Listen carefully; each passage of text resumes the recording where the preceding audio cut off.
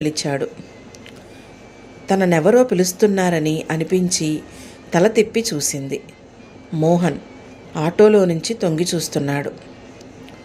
తనను గత 2 సంవత్సరాలుగా స్కూల్లో దింపుతున్న ఆటో అతను. వర్షంలో నిలబడిన జయప్రదను చూసి ఆటో కోసం ఎదురు చూస్తుందేమో అని ఆపి ఆమెను పిలిచాడు. తల తిప్పి చూసిన ఆమెను, మేడం రండి, ఎక్కడికి వెళ్ళాలో దింపుతాను అన్నాడు. ఎక్కడికి వెళ్ళాలో తనకే తెలియనప్పుడు తను ఎక్కడికని చెప్తుంది? నేరుగా వచ్చి ఆటోలో కూర్చుంది. మేడం ఎక్కడికి వెళ్ళాలి? పలకలేదు జయప్రద.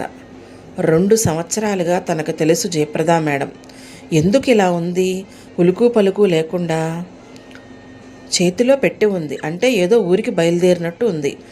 ఎవరికి బాలేదో పాపం ఏడుస్తుంది. బాధపడద్దు మేడం, అంతా బాగవుతుంది. బస్టాండ్కా రైల్వే స్టేషన్కా అడిగాడు.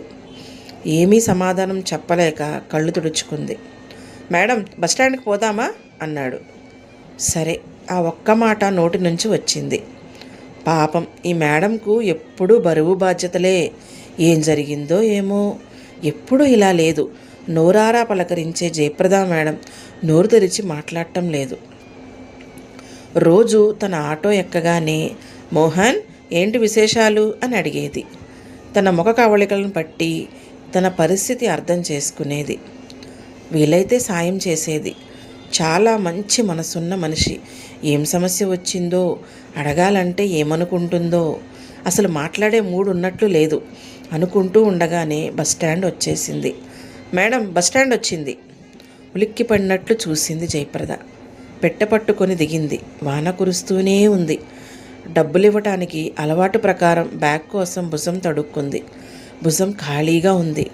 అంటే బ్యాగ్ కూడా తెచ్చుకోలేదు. చేతిలో పైసా లేకుండా ఎక్కడికి వెళ్ళటం? బుర్ర పనిచేయటం మానేసి చాలాసేపు అయింది. పరిస్థితి అర్థం చేసుకున్న మోహన్ వెంటనే ఆ రోజు కలెక్ట్ అయిన డబ్బు లెక్క పెట్టాడు. సరిగ్గా 1000 రూపాయలు ఉంది.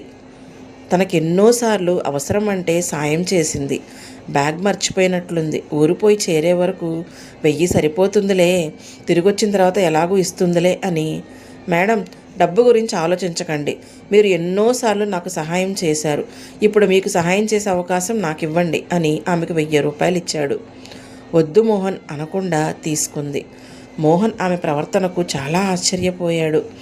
ఈవిడకేదో అయ్యింది ఈవేళ అనుకున్నాడు. వస్తాను మేడం, జాగ్రత్త అని చెప్పి వెళ్ళిపోయాడు. మోహన్ వెళ్ళిన వైపు చూస్తుంది తప్ప నోట్లో నుంచి మాట రాలేదు. ఇప్పుడు తను ఎక్కడికి వెళ్ళాలి? ఎదురు